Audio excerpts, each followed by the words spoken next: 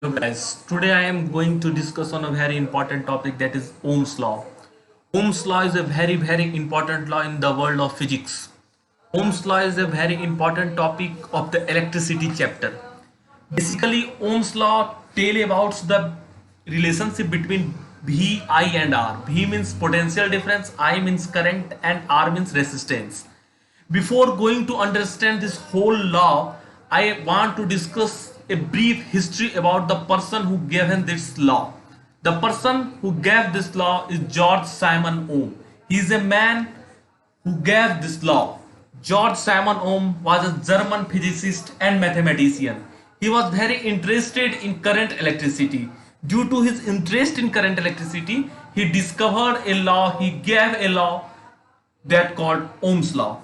Basically, he is a very intelligent student and a good teacher, and he gave a law, and after giving his law, he got a prestigious prize of Royal Society of London, that is Complet Medal. Complet Medal is one of the medal which is given to that student or that person who done very well in the field of science and mathematics, and George Simon Ohm get this prize. So we are going to start the basics of law. First, you must understand what is potential difference. Potential difference, you on your screen you are seeing you are looking a picture that is a sail. What is a sail? What is the meaning of sail? What is under the sail? Potential. To understand the whole biography of sail, you must understand what is potential difference.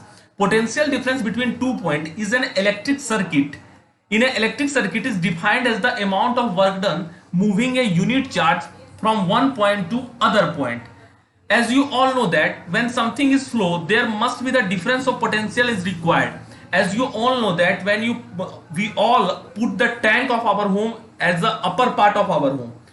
Do you know why? Because there is a difference is created, and due to the created difference, the something is flow. Water can flow from the higher pressure to lower pressure, and everything in the universe flow from higher concentration to lower concentration.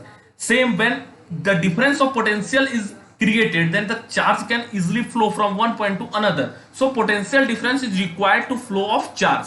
Another important point, we must understand that current, what is current? The electric current is a flow of electric charge. What is electric charge? Electron. Every electron carry a particular charge.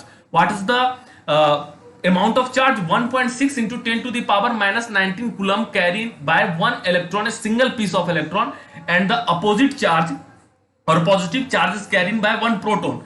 Due to proton is a stable, proton never moves, so electron move inside the conductor. So the electric current is a flow of electric charge in a particular conductor in per second or per unit time is called current. And in mathematically we can say that current is charge per unit time, and the SI unit of charge is coulomb and time is second. So we can say that the SI unit of current is coulomb per second, or you can also say that ampere. Ampere is called SI unit of current, and the SI unit of potential difference is volt. Now you are looking at two devices on your screen. One is voltmeter and one is ammeter. The device which you retain a symbol A means ammeter, and the device which you are looking with symbol V is called voltmeter. You can see this two picture on your home in a stabilizer or electric motor panel. This is a very important picture, and these two devices very important for Ohm's law experiment. And other device is rheostat. It is also very important device. This device is used to manage the resistance, and voltmeter is used to measure the voltage. As you see, voltmeter is used to measure the voltage, ammeter is used in measure the current. So rheostat is used to change the resistance of a particular conductor or a particular wire or a particular circuit. Now you must understand very important law, that is Ohm's law. You must remember this whole statement. That statement is at constant temperature, the current flowing through a conductor is directly proportional to potential difference across its end. As you see on the screen, you must take a screenshot of this law. V is directly proportional to I. What is the meaning of directly proportional? Do you understand what is directly proportional? Directly proportional means the thing which is directly depend on others.